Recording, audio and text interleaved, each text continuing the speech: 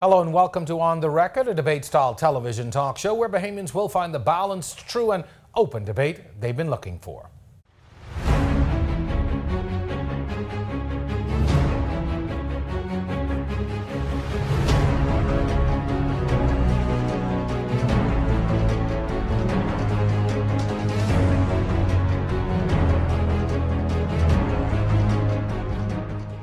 It's been 1 week since the new fiscal budget was introduced and the public reaction has been varied, to say the least. To some, it's a responsible move towards a balanced budget. Others have railed against the key elements, calling it unfair and lopsided. Business owners in the financial sector are up in arms, claiming there was no consultation. The 4.5% increase in value-added tax has created a huge public outcry, while the bosses of the number houses say they're insulted and betrayed by the hike in taxes on gaming. Last week, Deputy Prime Minister and Minister of Finance Peter Turnquest appeared as my guest to try and explain the new measures. Tonight, we continue budget talks to the professionals. Arinthia Kumalafe, attorney and financial professional, Philip Galanis, accountant and political analyst, and Gowan Bowe, CFO of Fidelity Bank. Our topic is Budget 2018-2019 from a professional's perspective. It's all on the record. I'm your host, Jerome Sawyer. Our discussion begins on the other side of this break.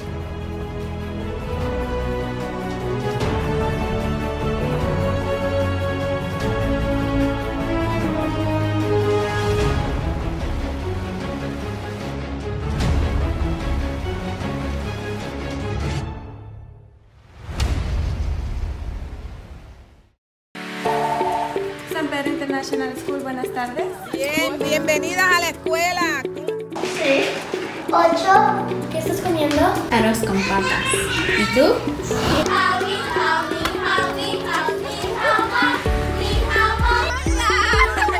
¿Cómo te fue el fin de semana? Embracing tomorrow's change with endless possibilities. Open enrollment currently in progress. Call us today. Every time I'm in the Bahamas, I use REVGO Play. Come that food. It's packing. Here he comes. Yo. Wait, Omar coming?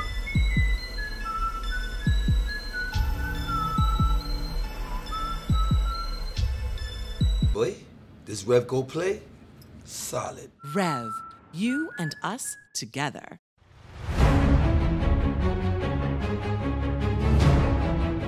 And welcome back to On the Record. Tonight we continue our analysis of the new budget. Our guests are no strangers to On the Record. Happy to have back with me Arinthia Kumalafe, attorney and financial professional, Philip Galanis, accountant and political analyst, and Gowan Bowe, CFO Fidelity Bank. Welcome back to all of you. Glad to have you back. I feel like I'm among friends. We've got a great discussion tonight. But during our discussion last week with the Deputy Prime Minister, he gave this justification for the hike in value-added tax. Let's take a look. The reality, however, is that we have a national debt that is approaching $8 billion. Last year, you would be aware that we borrowed somewhere in the neighborhood of $1.2 to $1.4 billion. That covered bills that we knew about up to the time that we presented the budget of about $400 million.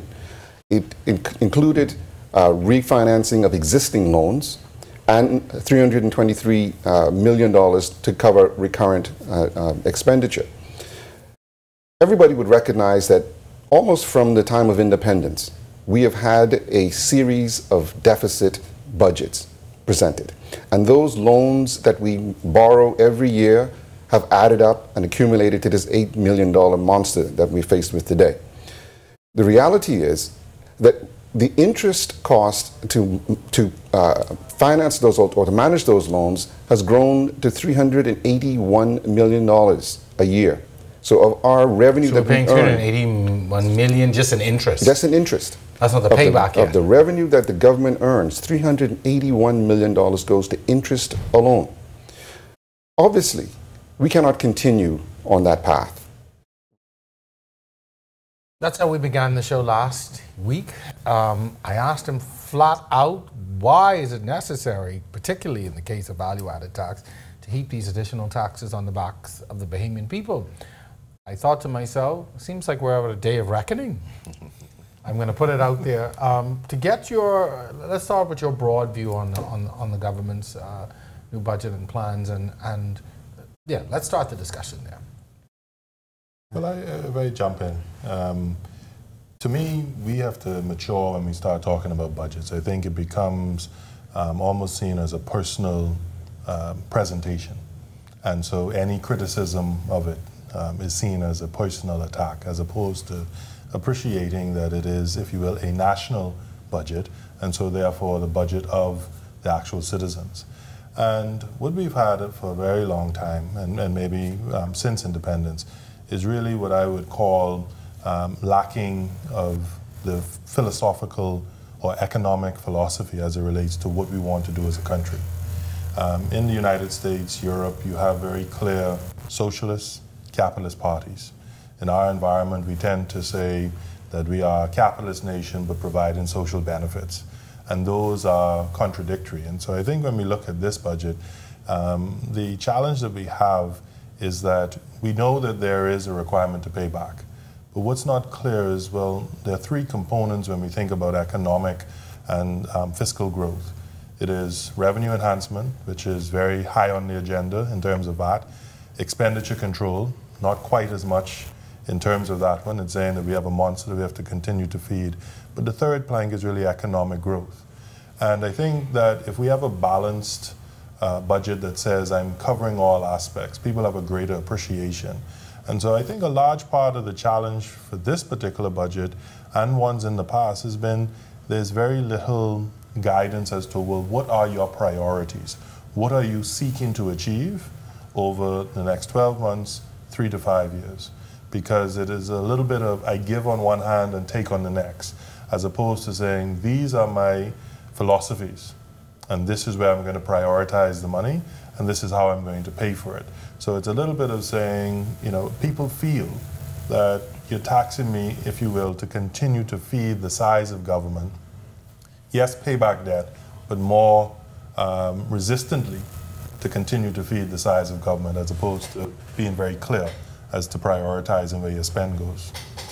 Yeah, I agree with everything that Governor said. I believe that part of the problem with this particular budget is it does not address that third plank that he spoke about, and that is economic enhancement. How are we going to grow the economy? It appears as though the government decided, okay, we are going to get so much revenue this year.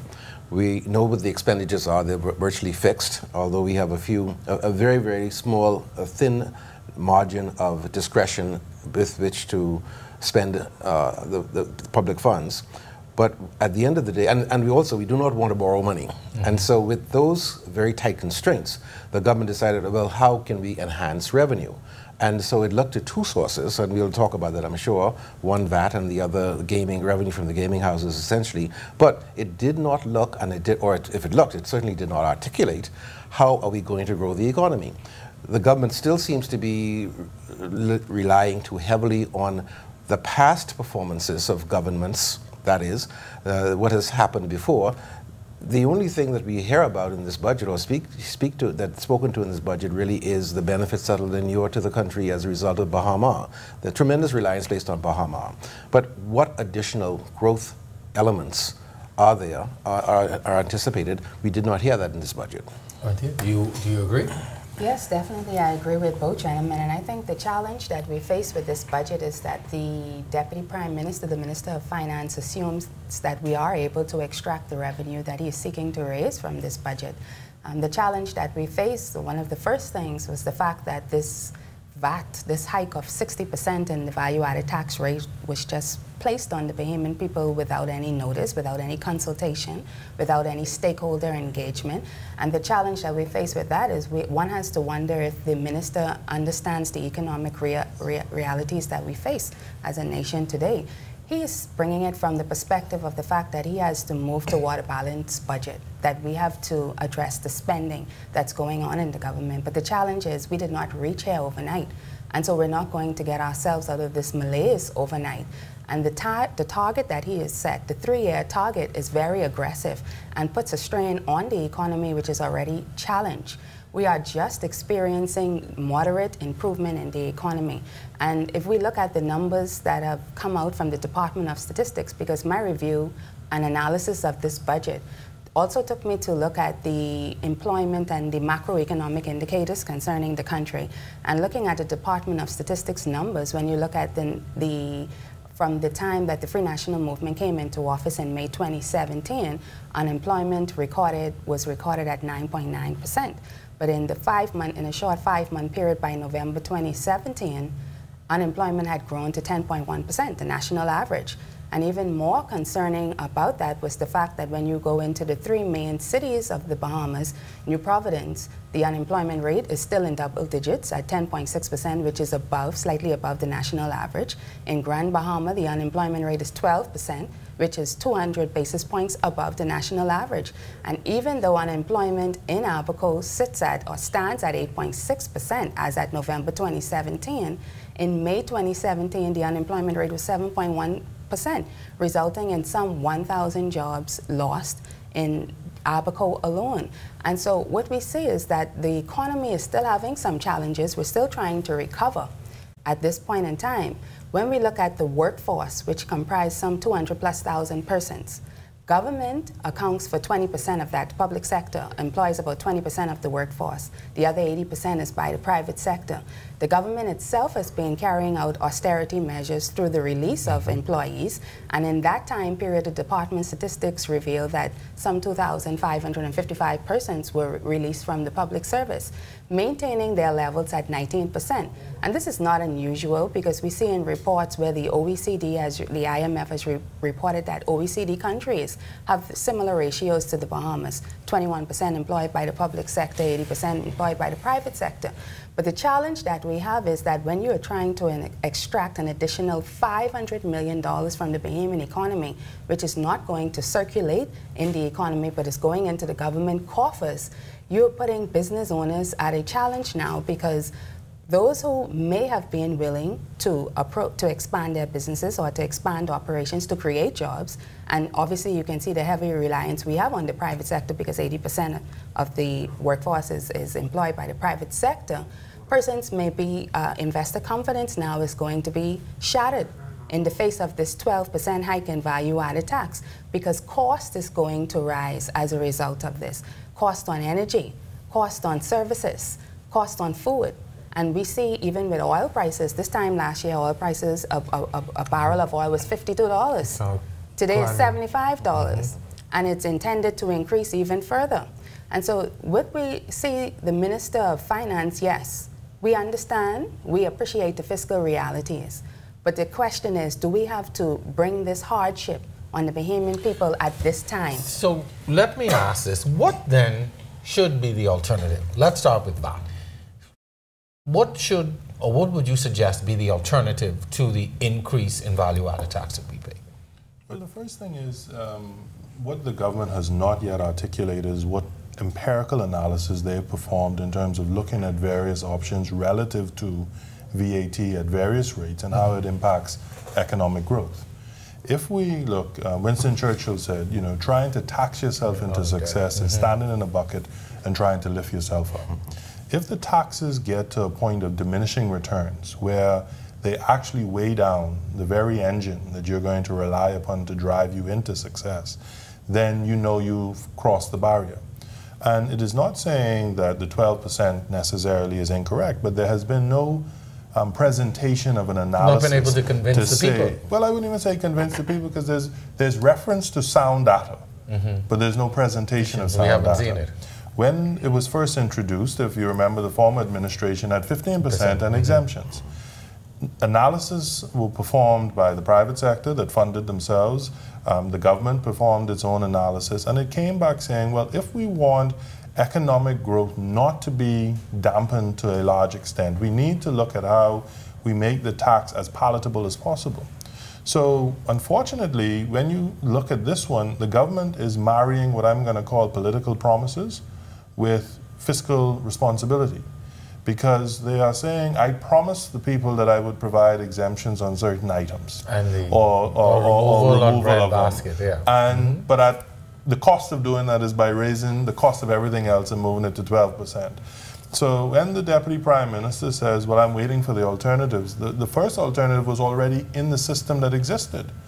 To set aside the political promise, refer back to the people and said, you know, I made that promise, but with not the benefit of the empirical analysis that says, you know, it would be wiser for me to limit the exemptions because it does several things.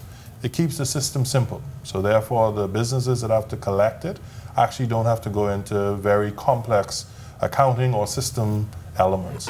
It allows for the tax to be spread and there not to be a disproportionate amount placed on a certain sector, meaning that when you look at the exemptions, a person who can afford to pay VAT, so the higher earning persons, still eat breadbasket items just like the lower earning person.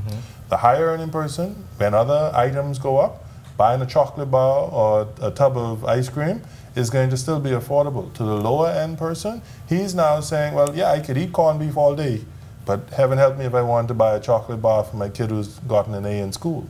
And so when you look at the system, it is not only a rate change, it's a system change. And when you change the system and you do so without the collaboration of the very participants that have to enforce the system, including the Department of Inland Revenue, then you are making an arrogant statement that I know without demonstrating that I've gone through the appropriate analysis. And I think that's the main challenge. So when you say which alternative, it's saying how high do we have to go if you didn't honor a campaign promise and said that was not in the best interest? And if it was a redirection of funds to the social services that said those who are marginalized, even if I raised it a percentage point, 2 percentage points, that I will look at the revenues coming in and redirect funds so that everyone, if you will, has an equitable purchasing power, as opposed to trying to accommodate it by giving benefits to all and sundry, as opposed to those you're trying to target. Mr. Galanis, there have been calls from certain quarters say that this budget and these measures could push the economy into a recession. I think that could very well happen. I think that for the reasons already articulated by both of my colleagues, first of all, there was very little consultation by the persons, by the stakeholders who are going to be most affected, the business persons and individuals in civil society who ought to be consulted as to what impact this decision is likely to have. None of that happened. That did not happen, in addition to which there were some fundamental shifts that the government took, policy decisions that it took with respect to providing concessions, or exemptions rather, to persons with respect to VAT, which was really very strongly advised against by the analysts and the consultants who initially advised the government on VAT. They said that, you know, one of the reasons that you don't want to grant concessions is because at the end of the day, you will begin to see special interests jockeying for positions to have certain exemptions applied to their businesses. And I'm afraid that that's a Pandora's box that this government has opened. And so what's going to happen next time is that maybe the media industry is going to say to the government, well, you know, we need to bring in certain items and they should be VAT exempt. And so where does it end? I think that that's a fundamental shift and a fundamental mistake. In addition, what is the rationale, for example, and it may not seem like a large item, but it is to be addressed. What is the rationale for increasing the exemptions for persons returning to the Bahamas, the duty exemption from $300 to $500? If you're talking about increasing revenue, why are you giving revenue away? It's not consistent with what you say you're trying to accomplish. If you know, in addition to which, it also flies in the face and is contradictory to the objective of encouraging people to stay home. And so you reduce exemptions on certain domestically available items, but then you allow me to go away and buy those same items. And so where is the consistency? Where is the rationale? Where is the coherence in the policy? And that seems to be what's lacking. And as a result of that, two things I think will happen. One, there will be a certain amount of confusion and muddle in the economy as we settle in, because people are now very uncertain as to what this impact is going to have. But more importantly, and I think most importantly, the elasticity of demand is an economic principle that a price demand, elasticity of price is something that's very, very important. It may sound like an economic difficult concept, but there is a price beyond which people are simply not going to purchase items. And when that happens, when people stop purchasing, then businesses start to see their revenue shrink. They have to shrink their staff. They have to shrink the benefits. That is the beginning of a recession. And that is what I don't think that, as Garwin said, the government has looked at sufficiently from an empirical point of view to say, what is the elasticity with respect to the increase? What impact is this going to have on consumption? Thank you very much. We are at the point of our first break. We have a lot more to discuss. We're discussing the budget 2018-2019 from a professional's perspective. We'll be back right after this.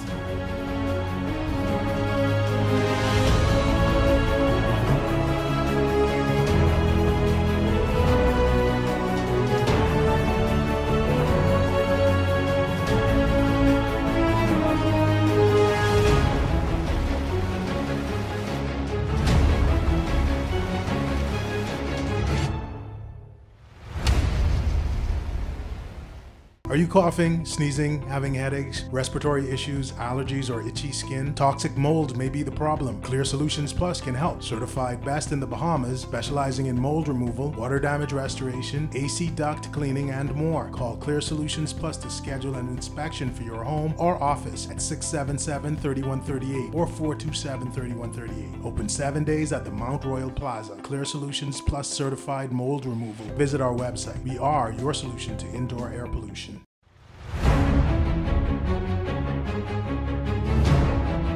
Welcome back to More on the Record. The buzzword is budget, not your budget or my budget, but the national budget. We're discussing the 2018-2019 budget from a professional's perspective with Arinthia Kumalafe, Gowan Bowe, and Philip Galanis. Minister of Finance, during his appearance last week, said, in short, his government was out of options.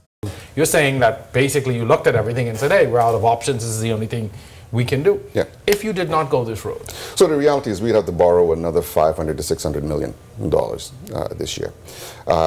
And you know, again, ratings agencies look at our overall economic circumstance, look at the government's management of finances, and they make an assessment.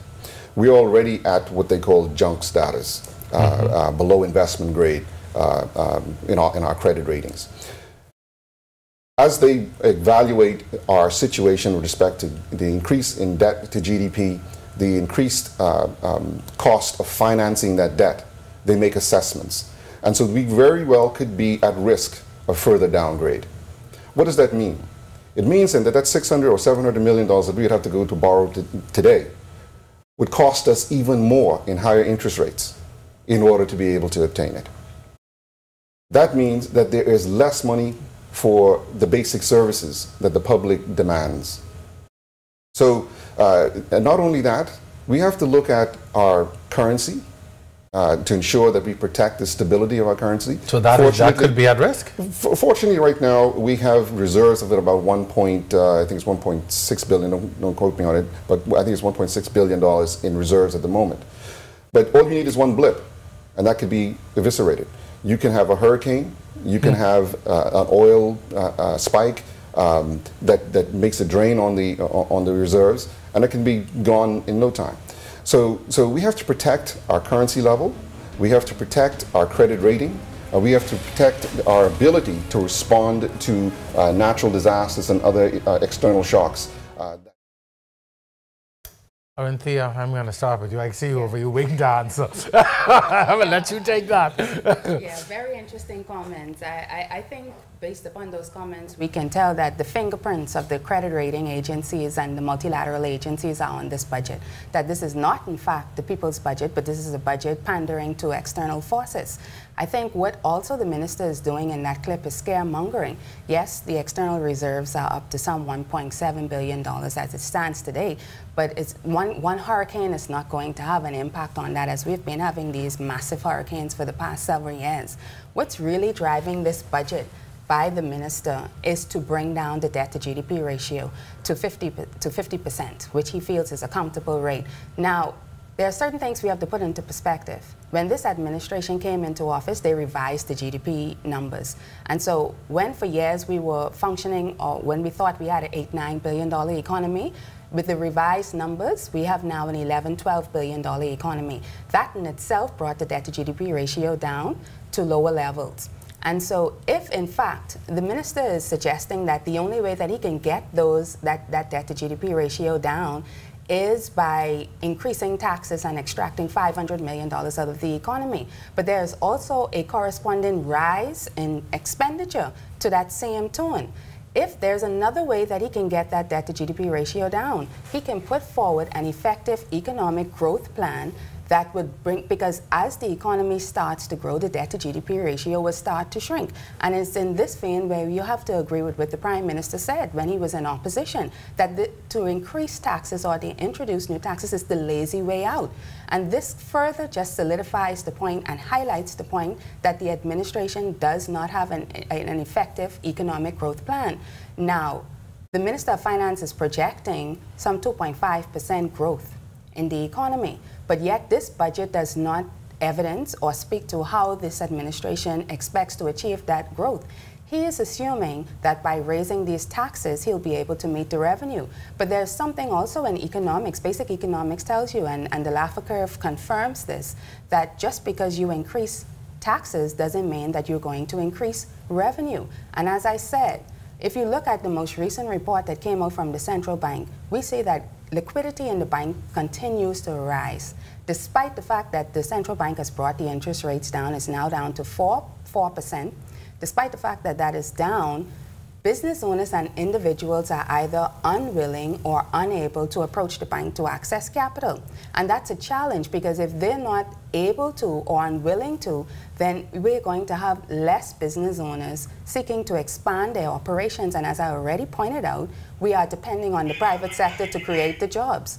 And so this proposition as well, the question that you asked earlier, could this, is the fear that is being put out there that we could be plunged into recession? Yes, we can. Because in that same period that I mentioned earlier, between May 2017 and November 2017, while there were some 3,000 plus jobs added, again, you saw that the unemployment rate was still going down. And some of the sectors that were impacted by that was the construction sector, which accounts for 10% of the workforce. And the president of the Contractors Association is already on the record saying that after the implementation of value-added tax, the industry experienced a fall off. And without this increase, the 60% increase in value-added tax, last year, this period, between May 2017 and November 2017, the construction industry experienced the fall off. We also saw a fall off in the hotel and restaurants industry, which is going to be impacted by the 60% hike. And we see where the tourism industry has indicated that airlift has increased and revenues have increased, despite the fact that they had a decline in occupancy by 7.1%. But this 12%, that this move toward 12%, could all of the gains that we're making in the economy, where we're seeing this slow to moderate growth, just organic, could be under threat if the government continues to move forward with this 12% increase. Interesting perspective. Mr. Galanis, we said at the beginning that you were concerned. I think you all agree that this budget did not speak to specifically how we were going to grow the economy and what things were going to be put in place. What are some of the things that should have been, or some of the indicators in the budget that would have said to us, or would have allayed some of those fears, or given a brighter outlook? I think in the first instance, if the government had said we are going to implement a scheme whereby we will use moral suasion to encourage the banking system, the banking sector. Moral suasion? Persuasion. They use their persuasive powers as a government to guarantee loans for small businesses, small and medium enterprises, to ensure that people have the capacity to get into business, because that is how you grow the economy. It is the small and medium-sized businesses that really comprise the largest sector of the economy. As my colleague to the right, who is president of the Chamber of Commerce, would clearly attest, I'm sure he'll agree, that that is where the growth has to come from. It's not going to come from the Bahama projects. They come once every generation. What it is that those same people, the persons who are involved in the construction sector, being able to continue to build homes and commercial buildings, persons who, and people who work for them, who are at the lower end of the economic strata, to be able to ensure that they continue to feed themselves, feed their families, provide for their education and so forth. And so if we're not going to expand that sector, that is the small and medium-sized enterprises of this country, then we're not going to see the growth.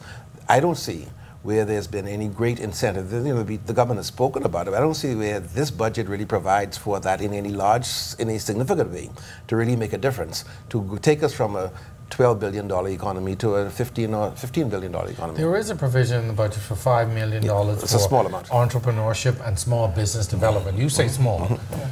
But I think there's some fundamentals, and to Rinthia's point, the Deputy Prime Minister has to appreciate that he also has to bring confidence and calm. And so when I say that, speaking with the rating agencies, in reality, they come and do an assessment.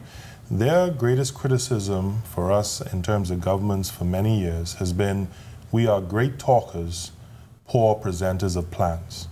A goal without a plan is just a wish, Antoine de Saint-Exupéry.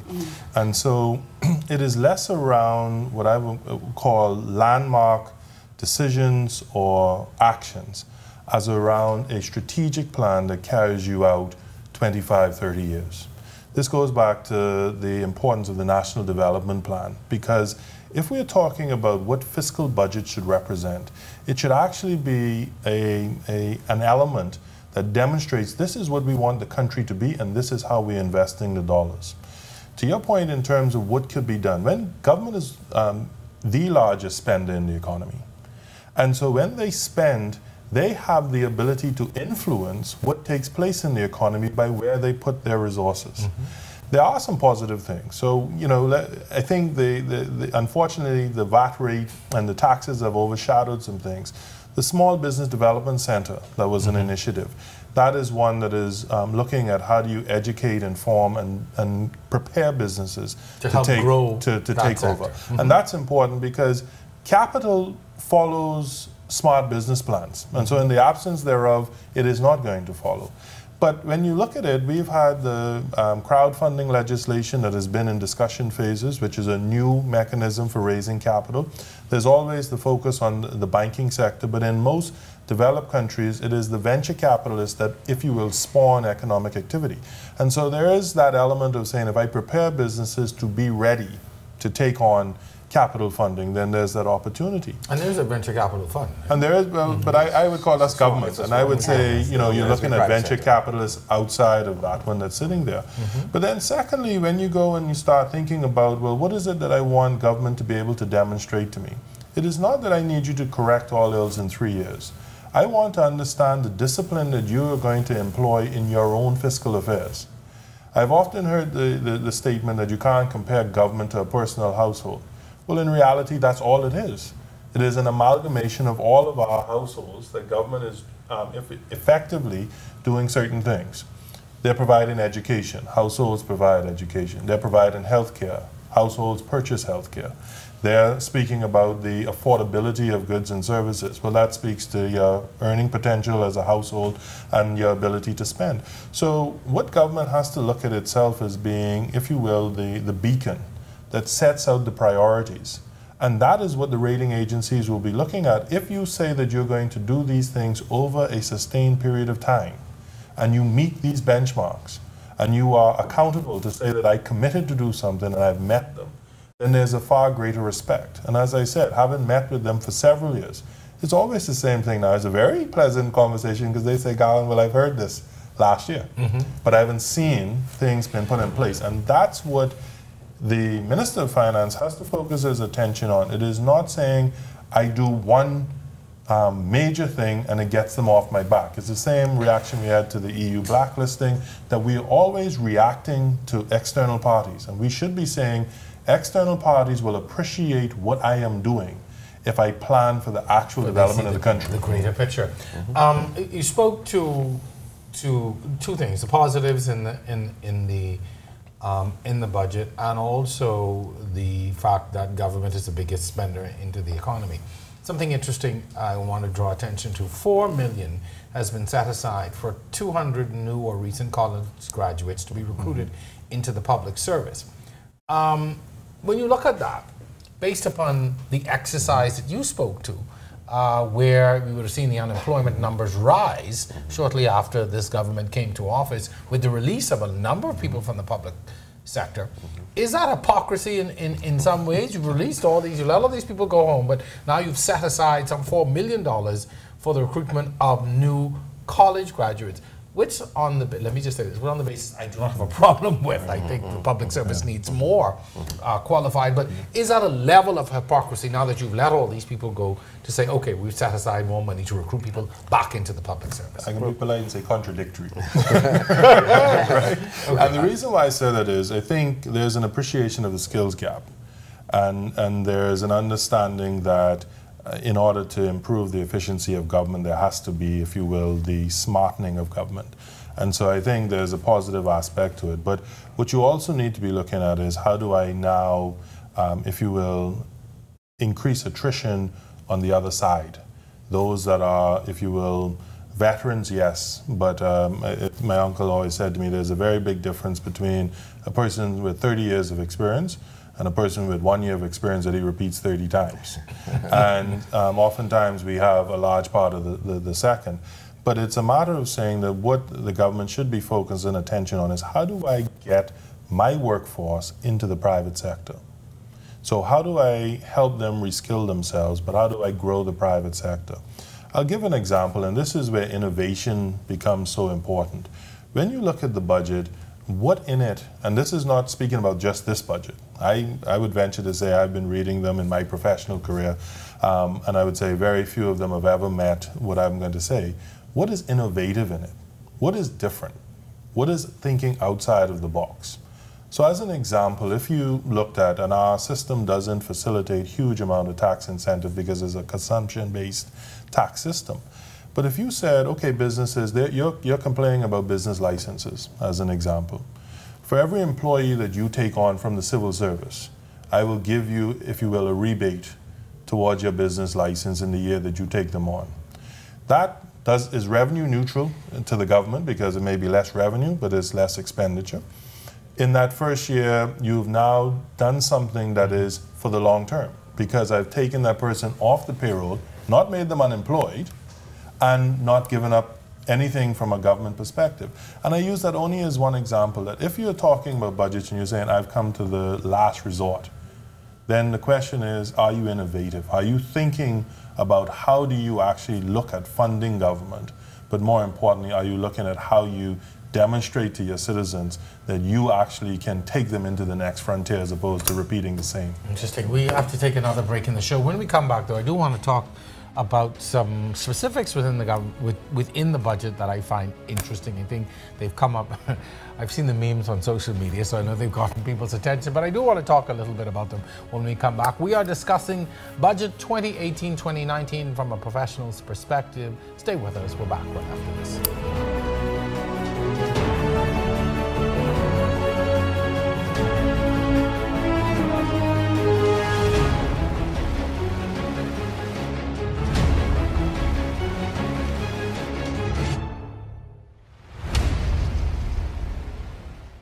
We are in our second season of On the Record, and we thank you, our viewing audience, for allowing us into your homes every Thursday at 8 p.m. We value your opinion, and we want you to be a part of our discussions. So make sure you follow us on Facebook and Instagram and comment on our exciting topics. Remember, it's all on the record.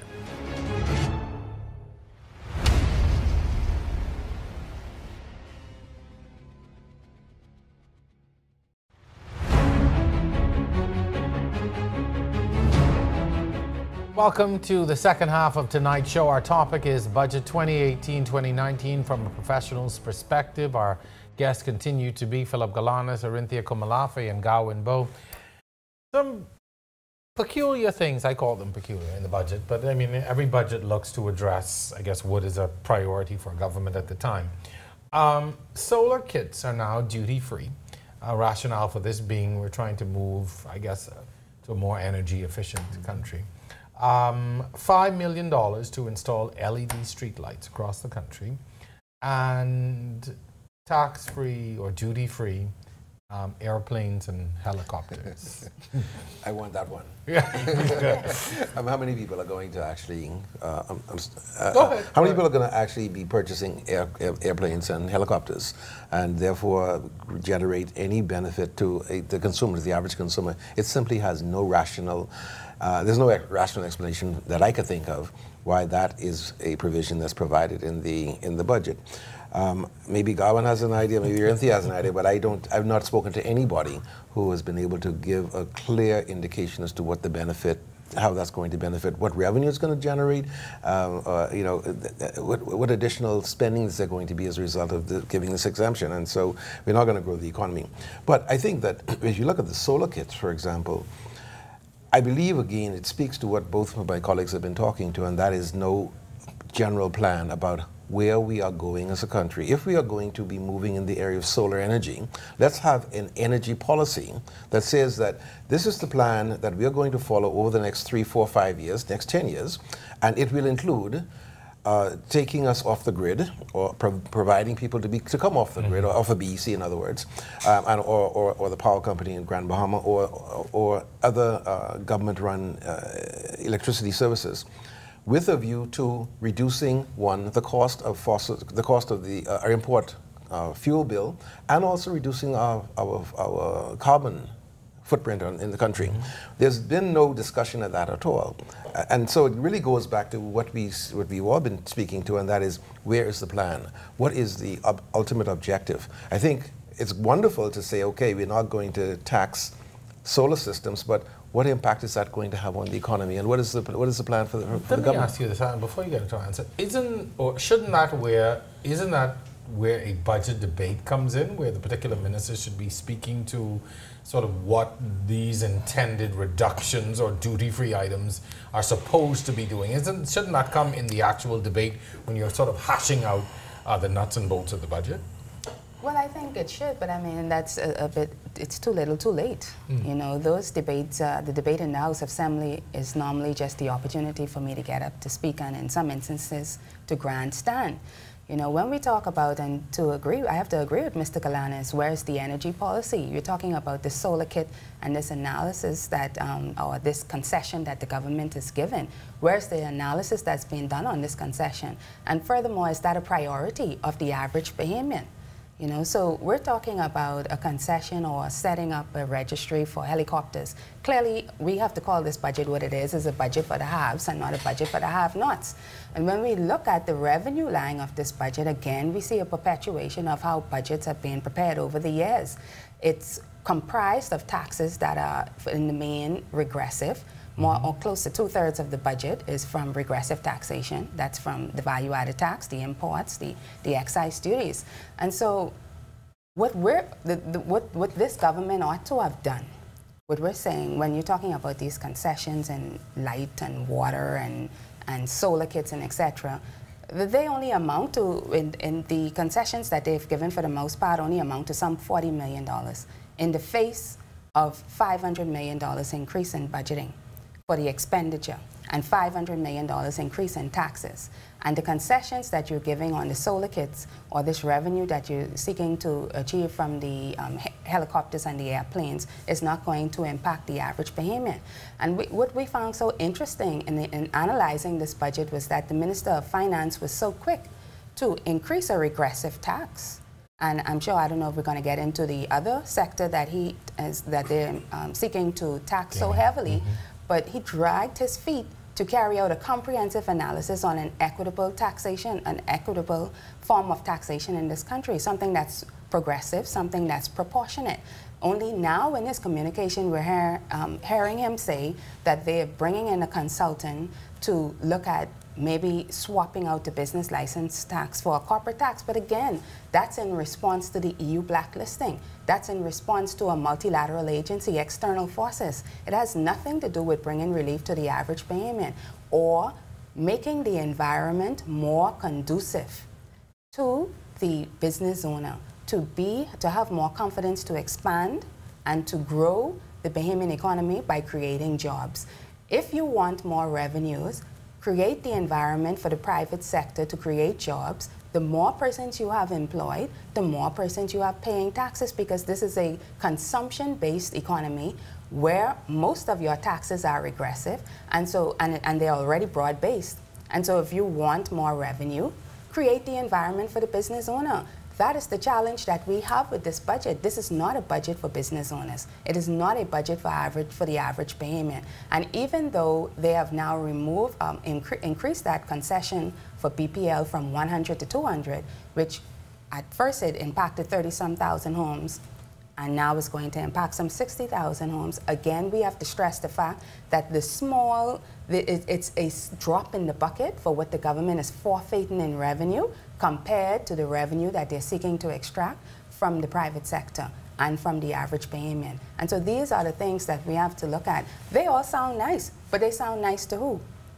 It doesn't matter to the average payment. A helicopter, and like Mr. Galani said, I want a helicopter too, but can I afford it? Not if all of my costs, my household costs are going to go up.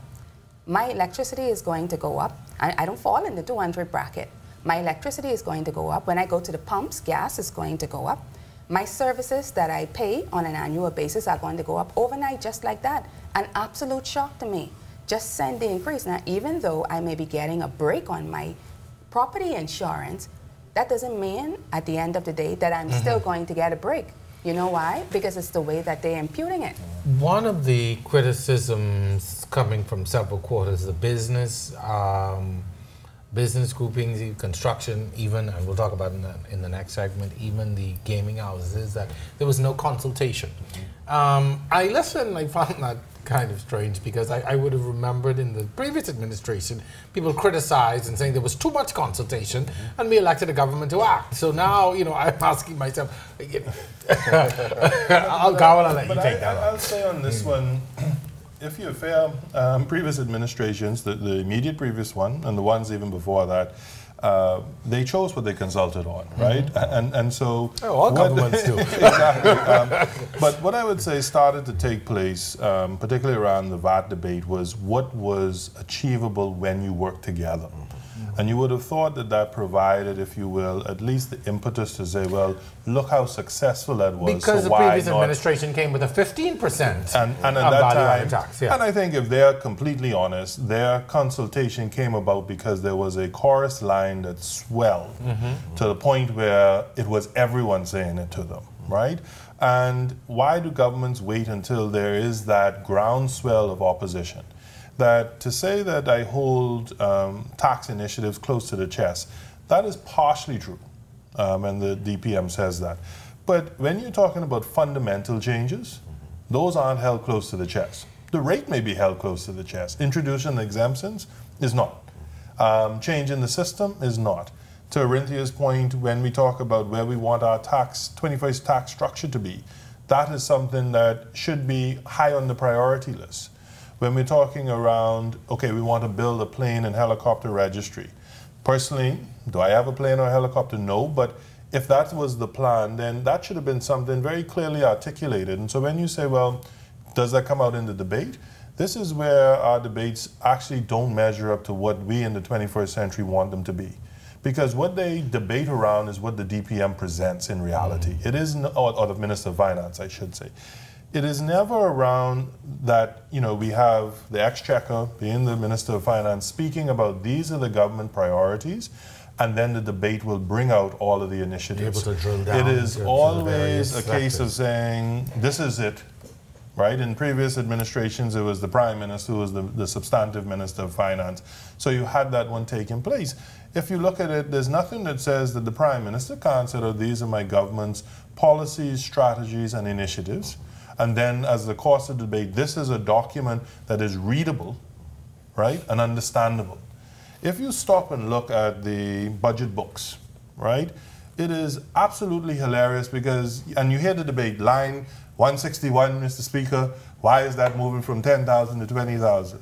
The average person sitting there saying, I don't know what the hell is no line 161. That means nothing to me. It's as if they speak in a foreign language. So it should be talking about program spending. It should be saying that these are the programs and initiatives I'm putting in place.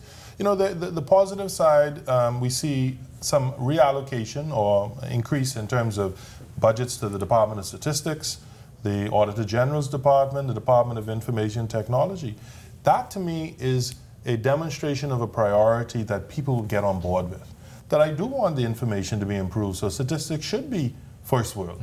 I do want to see that when I go into government, it's not a green screen that working only half the time, that is actually a modern system and we have e-commerce and more interaction with government. I do want the Auditor General to have the resources so that I'm not getting into this, I'm going to call for a forensic audit or forensic investigation Every 5 years. because it's just a matter of grandstanding as opposed to anything coming out of it. Right. So those were positive elements, but instead of focusing attention on that, it was around what? Oh, well, I promised you I'm going to do this in the election campaign, and so this is what I'm doing. So we degenerate or denigrate ourselves by talking around the periphery of what's important. We've got to take a final break. When we come back, I do want to address, though, the response from the gaming industry, which has been very loud. We'll take a look at that in our final portion. We are going to be right back with our discussions right after this.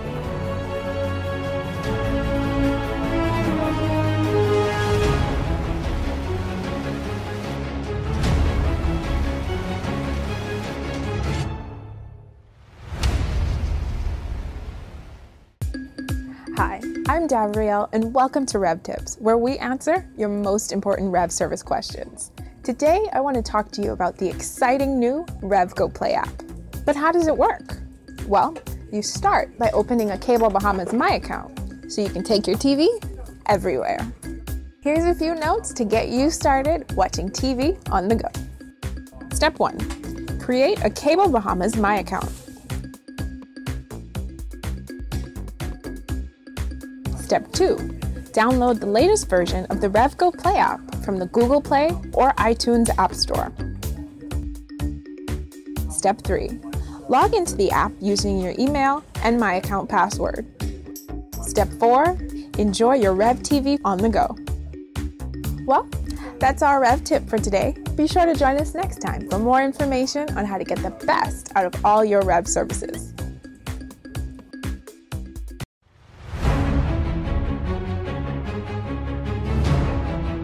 Welcome back. This is the final segment of this episode. Tonight we're talking about the 2018-2019 budget from a professional's perspective. One of the groups that has been speaking very loudly has been the gaming houses. The taxes that are being proposed, they claim will deal a debilitating blow to them. I think you'd have mentioned the headline this morning, some 2,000 jobs in jeopardy.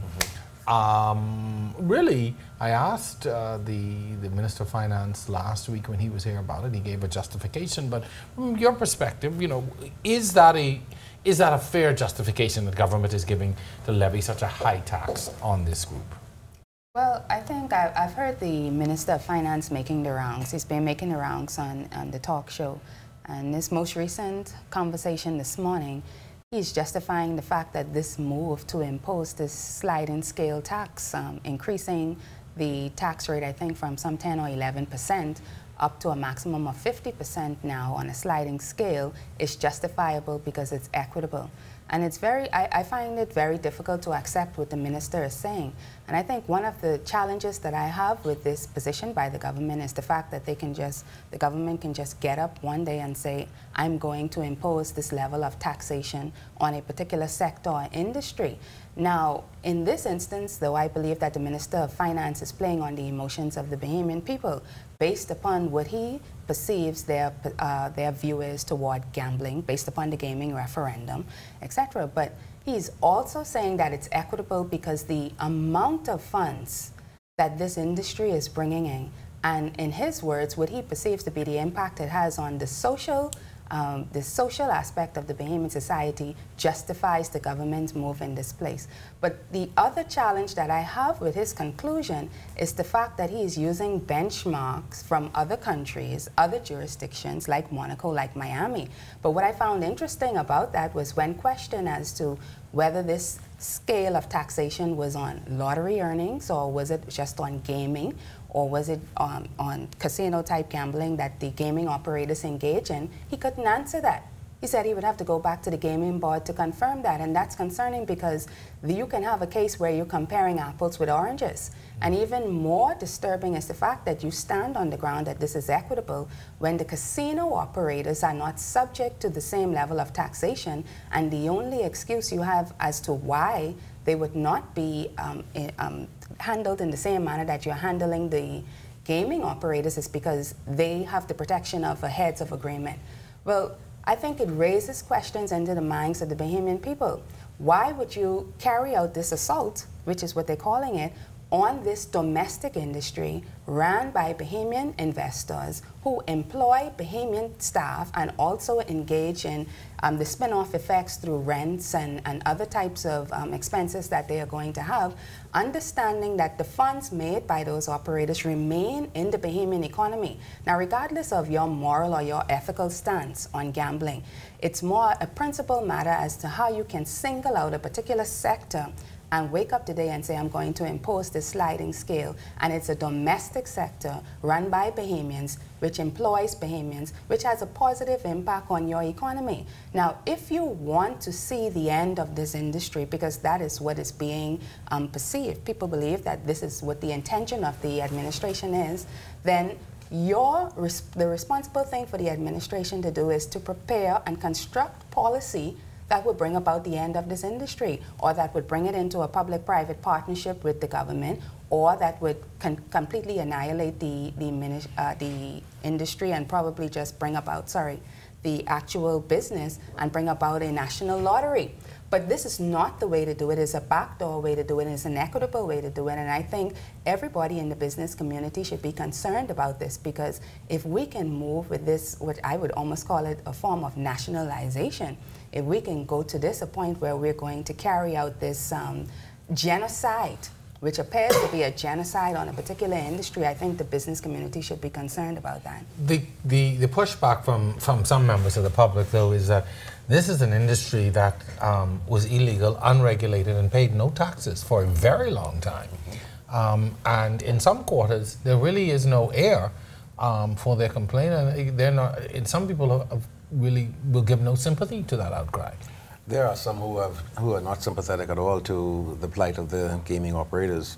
I agree completely with what Kamalafi has indicated, and that is that the government's intention is to drive this business out of business. You think it is their? I think that is their intention. I'll tell you drive it out of business. I'll tell you why. In the first instance, one of the things we focus on principally is the tax on the gaming operators. But let's consider this. The government has also imposed a 5% tax on deposits of account holders. That's patrons who go into the gaming operation. So you're taxing me for playing. You're taxing you before you even do anything. Before you do anything, you have to take, you get a 5% tax. And so that has got to be wrong. I mean, so what the government is doing essentially is saying that we don't really want you to participate in this activity. That's the first thing. So they're attacking this industry at that point, at the input point, and then they're attacking it at the output point in terms of the revenues that are generated. They're taxing, the government is now taxing. I want Bahamians to understand this. The tax currently is either the higher of 25% of EBITDA, that is the earnings, interests, and tax, 25% of that, or 11% of adjusted gross revenue. Adjusted gross revenue is the total winnings minus the cost of those winnings. And so and it's the higher of those two. What they're saying is that we're going to move that from 11% to 50% at the top end. And that is going to reap untold havoc on the industry. The government knows full well, and the minister says he knows. They've looked at the numbers, and I also work with a number of the operators, so I looked at the numbers, and I could tell you that some of the companies that I'm aware of, not necessarily ones I work for or work with, but some that I'm aware of will have net losses. They will incur a loss. I've heard the same thing. They will. And that is one has said to me, I would be out of business. That's not grandstanding. That is a fact of life. And so I'm saying that the government with this, and the government has much more information than I do. The gaming board has the information on the entire industry. So if they've looked at the numbers and they say that this is equitable, what they're saying, it's equitable to put these people out of business. I suspect that you're going to find about 3, maybe 4 or 5 of these operators out of businesses if this tax is allowed to persist. In addition to which, the prognostication is that there'll be 2,000 jobs, 2,000 persons laid off. Well, the industry now only has 3,000. persons working in it. It's directly working in the gaming industry. And so what you're going to do is effectively is to reduce the industry by 67%. That's got to be wrong. The reason why the operators are also upset is because they always believed that they had a partnership with the government. Yeah, they said they were broadsided by this. They were broadsided by this. And I worked with them while they worked with the government, while they became regulated, and I know a lot of what transpired. And there was a reasonable expectation that if the government was going to make this kind of change, as they have in the past when we were discussing the regulation, if they were going to take such radical steps, they ought to have consulted. They ought to have said, listen, guys, come and we need to talk about this and so forth. And so I think that there's a more pernicious intent here, and that is for the government to see a shift in the complexion of this industry. I really believe that that is so. I think that there are some people out there in the government who believe that too many young black Bahamian men are making money. Why just single out this industry? Why not do the same thing to Paradise Island and to Bahama, to Atlantis and Bahama and all the other casino operators? Why not take this approach if it's equitable? If it's equitable to tax revenue, tax the liquor merchants as well. Tax the large companies that are making money. All the companies are listed on the on BizX. Look at their revenue and see what they're making compared to what the gaming houses are making. If you're going to be equitable, but don't don't insult my intelligence by telling me that this is inequitable, because it's the most inequitable thing I think this government has done. And I really, really hope that the operators will sue the government. And if they do that, let me tell you, if they sue the government, this is going to be tied up in court for many, many years. And you know what's going to happen? The government's not going to get the revenue. It's not going to get the tax. Because once it's in court, the government will not get the tax, and then it will contribute to a further decay of the economy and push us, as I said before, into a recession. Darwin, Bo, I'm going to give you the last word in the show. We're just about out of time. So as we wrap up, really, what is the outlook when you look at this budget in its totality?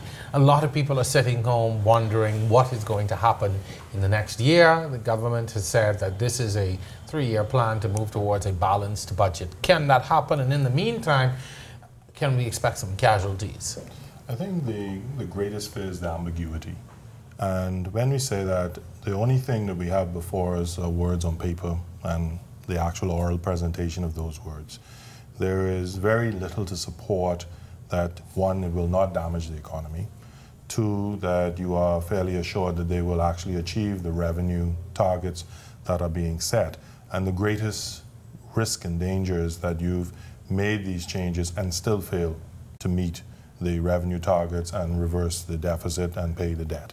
Because if you do all of this and still fail to achieve the objective for which you say you set it, then that's a colossal failure. And I think persons are concerned with that the government really has a task ahead of it. Some of it is public relations, but the majority of it is really demonstrating that they have done this in a very methodical, thought out, reasoned manner with evidence sitting before them. When we speak about the gaming houses, again, now there are various snippets coming out in terms of what benchmarking they've done, but that could have been done initially. When we talk around, is it exemption, zero rating? That was not clear in the beginning. Now there's clarity.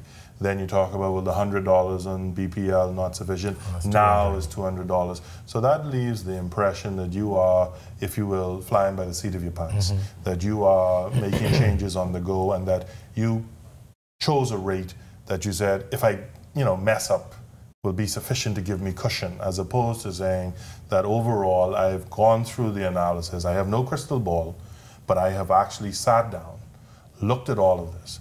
And I disagree with this notion that this is the first budget of the FNM government. Governments in the Bahamas are continuous. Last year was their budget. They could highlight that this wasn't their chosen priorities and they sort of followed suit. But it was their budget, and they had the responsibility to ensure that they met that. And so when you come to this one, the question is what's different?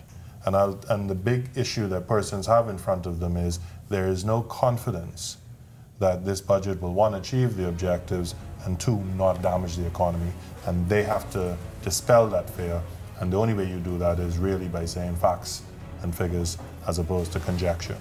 Well, I want to take an opportunity to thank you for coming on this evening. I always say to people, I'm not a financial guy, so I bring on the experts who can speak to it in layman's terms and help me to understand, and hopefully thousands of other Bahamians out there. So thank you very much for coming on. It's always good to have you on. Thank you. You make me feel smart at the end of the day.